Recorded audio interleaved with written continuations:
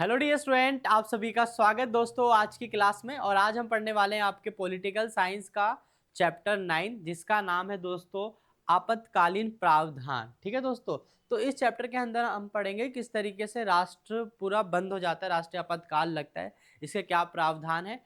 ठीक है दोस्तों, तो वीडियो के एंड तक बने रहना और चैनल पर नए हैं तो चैनल को सब्सक्राइब जरूर करना। चलिए दोस्तों, वीडियो में आगे बढ़ते हैं और क्लास को जारी रखते हैं। देखिए, तो अभी हम पढ़ेंगे पहले परिचय। तो देखिए, परिचय क्या है। भारत को स्वतंत्रता के बाद से ही अनेक गंभीर चुनौतियों का सामना करना पड़ा। युद्ध, बाहरी आक्रमण, आंतरिक अशांति और आर्थिक संकट जैसी परिस्थितियों में सामान्य शासन व्यवस्था पर्याप्त नहीं होती। ठीक है ना। इसका मतलब क्या है कि जब भारत आजाद हुआ ना हमारा, तो जैसे ही भारत आजाद हुआ तो भारत को युद्ध आक्रमण का सामना करना पड़ा दूसरे देशों के साथ। ठीक है ना। आर्थिक स्थिति, भारत की गरीबी, ठीक है ना, इन सबों का भारत को सामना करना पड़ा। ठीक है। अब इसी को समझेंगे आगे चल के कैसे राष्ट्रीय आपातकाल लगता है। इसी कारण संविधान में आपातकालीन प्रावधान किए किए गए हैं ताकि राष्ट्र का सुरक्षा, एकता और स्थिरता बनी रह सके। आपातकालीन प्रावधान किस लिए दिया गया? ताकि राष्ट्र की सुरक्षा, एकता और स्थिरता बनी रहे। ठीक है ना। तो इन चीजों के लिए क्या है, राष्ट्रीय आपातकालीन का प्रावधान हमारे संविधान में दिया गया है। ठीक है। चलिए, अब देखिए, युद्ध एवं बाहरी आक्रमण के कारण आपातकाल। देखिए, आजादी के बाद भारत को पहली बार गंभीर संकट का सामना करना पड़ा 1962 में चीन ने आक्रमण के समय। ठीक है। इससे यह स्पष्ट हुआ कि ऐसी स्थितियों में केंद्र सरकार को अधिक शक्तियों की आवश्यकता होती है। मतलब क्या, 1962 में चीन ने हम पर हमला कर दिया था जिसकी वजह से हम पे आर्थिक दबाव आ गया था। ठीक है ना। ठीक। और ऐसा महसूस हुआ हमको कि भैया केंद्र में ज़्यादा शक्तिशाली यानी केंद्र को ज़्यादा शक्तिशाली बनाना चाहिए। उसके बाद है राष्ट्रीय आपातकाल की घोषणा, अनुच्छेद 352 के अंतर्गत होता है। ठीक है। भारतीय संविधान में राष्ट्रीय आपातकाल लागू करने का प्रावधान है।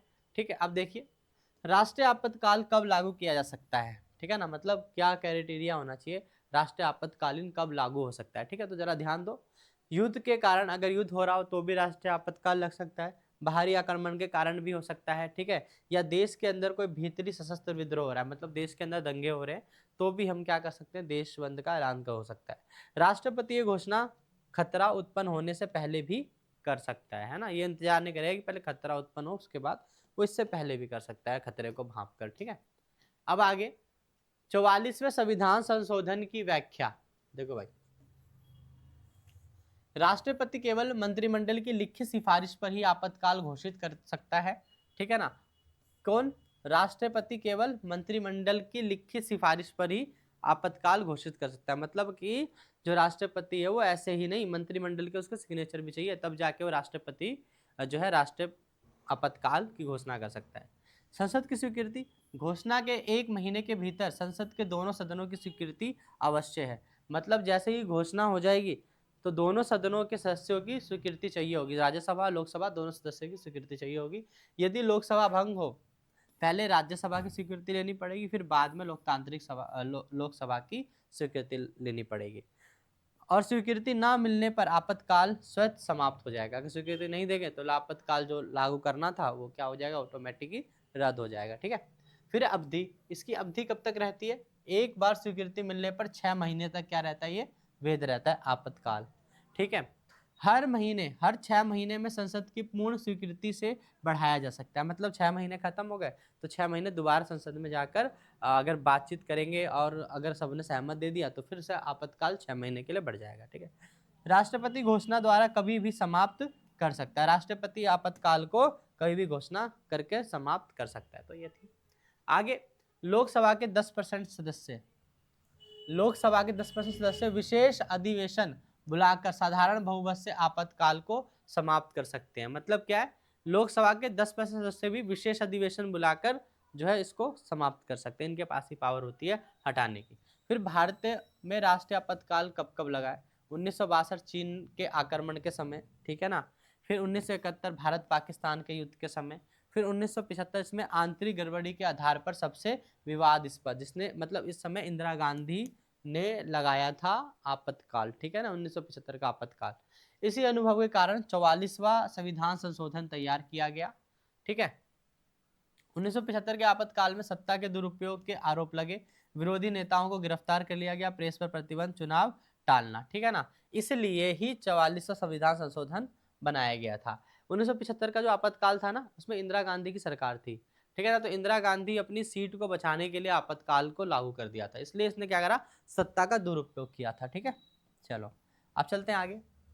आगे है राष्ट्रीय आपातकाल का प्रभाव। तो देखो राष्ट्रीय आपातकाल का प्रभाव क्या पड़ता है। राष्ट्रीय आपातकाल का प्रभाव व्यक्तिगत अधिकारों और राज्यों की स्वायत्तता पर पड़ता है, ठीक है। देखो कैसे, व्यक्तिगत लोगों के अधिकारों पर और राज्य की आजादी पर राष्ट्रीय आपातकाल का प्रभाव पड़ता है। देखो कैसे, प्रमुख प्रभाव है, संघीय ढांचा एकात्मक बन जाता है, मतलब कि अब राज्य की शक्ति खत्म हो गई, सिर्फ केंद्र के पास शक्ति रहती है। केंद्र अत्यंत शक्तिशाली हो जाता है, संसद राज्य सूची पर भी कानून बना सकता है, राष्ट्रपति राज्यों को कार्यपालिका संबंधी निर्देश दे सकता है, लोकसभा एवं राज्य विधानसभाओं का कार्यकाल बढ़ाया जा सकता है, केंद्र राज्य के बीच राजस्व बंटवारे में परिवर्तन संभव है, अनुच्छेद 19 के अधिकार स्थगित हो सकते हैं, 44वें संशोधन के अनुसार केवल युद्ध, बाहरी आक्रमणों में, है ना, ही राष्ट्रपति आपातकाल लागू किया जा सकता है। इससे स्पष्ट होता है कि संकट में देश को बचाने के लिए ये केंद्र को अधिक शक्तियां दी जाती है, ठीक है ना। तो ये सारी चीजें प्रभाव पड़ता है हमारे देश के ऊपर जब राष्ट्रीय आपातकाल लागू होता है, ठीक है ना। चलिए फिर है राज्य में संवैधानिक तंत्र की विफलता, मतलब संविधान की विफलता, अनुच्छेद 356। यह केंद्र का दायित्व है कि राज्य का प्रशासन संविधान के अनुसार चले, यदि ऐसा ना हो तो राष्ट्रपति राज्य में आपातकाल घोषित कर सकता है, ठीक है ना। राज्य में राष्ट्रपति आपातकाल घोषित कर सकता है, इसे सामान्यतः राष्ट्रपति शासन भी कहा जाता है। राष्ट्रपति शासन कब लगाया जा सकता है, राज्यपाल की रिपोर्ट पर या राष्ट्रपति को अन्य माध्यम से यह विश्वास हो जाए कि राज्य का शासन संविधान के अनुसार नहीं चल रहा है, ठीक है ना, संविधान के अकॉर्डिंग नहीं चल रहा है, सही तरीके से उसे चलाया नहीं जा रहा, तो वो अपने आप ही वहां पर राष्ट्रपति शासन लागू कर देगा, ठीक है, और वहां पे राज्यपाल की नियुक्ति हो जाती है। फिर आगे संसद की स्वीकृति, 2 महीने के भीतर संसद की स्वीकृति अवश्य है, मतलब जैसे ले लिया ना वहां पे राष्ट्रपति शासन लागू, मतलब किसी राज्य में राष्ट्रपति ने राष्ट्रपति शासन लागू कर दिया तो उसे 2 महीने के भीतर भीतर स्वीकृति लेनी होती है संसद से। स्वीकृति मिलने के बाद 6 महीने तक वैध रहेगा, विशेष परिस्थितियों में अधिकतम 3 वर्ष तक बढ़ाया जा सकता है इसको, ठीक है ना। 3 वर्ष तक किसी भी राज्य के अंदर राष्ट्रपति अपना शासन लागू कर सकता है, ठीक है। फिर भारत में राष्ट्रपति शासन पहली बार 1951 में पंजाब में लगाया गया था, फिर 1957 में केरल में लगाया गया था, 1977 में 9 राज्यों में एक साथ, 1980 में कांग्रेस द्वारा विपक्षी राज्यों में, जम्मू कश्मीर सहित अनेक राज्यों में लगाया गया था। अब तक 100 से अधिक बार क्या है, राष्ट्रीय शासन, राष्ट्रपति शासन लागू किया गया, राज्य के ऊपर लगाया गया है, ठीक है ना। पहली बार कहाँ पे लगाया गया था, पंजाब में, दूसरी बार केरल में, ये याद करने वाली बात है, ठीक है। आगे राष्ट्रपति शासन के प्रभाव, देखिए राष्ट्रपति शासन का प्रभाव क्या होता है। राष्ट्रपति राज्य सरकार के कार्य अपने हाथ में ले सकता है, राज्य विधानसभा भंग या स्थगित कर की जा सकती है, संसद को राज्य के लिए कानून बनाना अधिकार है, अन्य आवश्यक प्रावधान लागू किए जा सकते हैं। तो ये सारे काम राष्ट्रपति शासन के अंतर्गत हो सकते हैं, ठीक है। आलोचना क्यों की जाती है इसकी, कई बार राजनीतिक कारणों से इसका दुरुपयोग भी किया जाता है, बहुमत वाली सरकारों को गिराया गया, ठीक है ना, तो इसलिए भी इसका जानबूझकर भी इस्तेमाल, और इसी कारण अनुच्छेद 356 विवादास्पद बन गया। और फिर उसके बाद आया सरकारी आयोग। सरकारी आयोग क्या था, जो कि राज्य की अधिक मांग के लिए आया था, है ना, कल भी हमने पढ़ा था। इसे अंतिम उपाय के रूप में ही प्रयोग किया जाए, वैकल्पिक सरकार की संभावना पहले तलाशी जाए, ठीक है ना। राष्ट्रपति शासन को बहुत बाद में लागू करना है, उससे पहले कोई दूसरी सरकार चुन लो, ठीक है ना, ताकि वहां पर शासन हो सके। फिर आगे वित्तीय संकट क्या होता है, अनुच्छेद 360 में, यह यदि राष्ट्रपति को यह लगे कि भारत या उसके किसी भाग की वित्तीय स्थिरता या साख खतरे में है, मतलब पैसा नहीं है उनके पास, तो वह वित्तीय आपातकाल घोषित कर सकता है और संसद की स्वीकृति लेगा 2 महीने में, ठीक है ना, 2 महीने के भीतर लेना आवश्यक है और सुधार होने तक जारी रह सकता है ये चीज, ठीक है, तो सुधार ना हो तब तक ये जारी रह सकता है वित्तीय आपातकाल, ठीक है। अब आगे तो वित्तीय संकट के प्रभाव क्या पड़ते हैं, देखो वित्तीय संकट के प्रभाव क्या पड़ सकता है। केंद्र राज्यों को वित्तीय निर्देश दे सकता है। राज्य कर्मचारियों के वेतन भत्ते घटाए जा सकते हैं। राज्यों के वित्त विधायक राष्ट्रपति के लिए सुरक्षित रखे जा सकते हैं।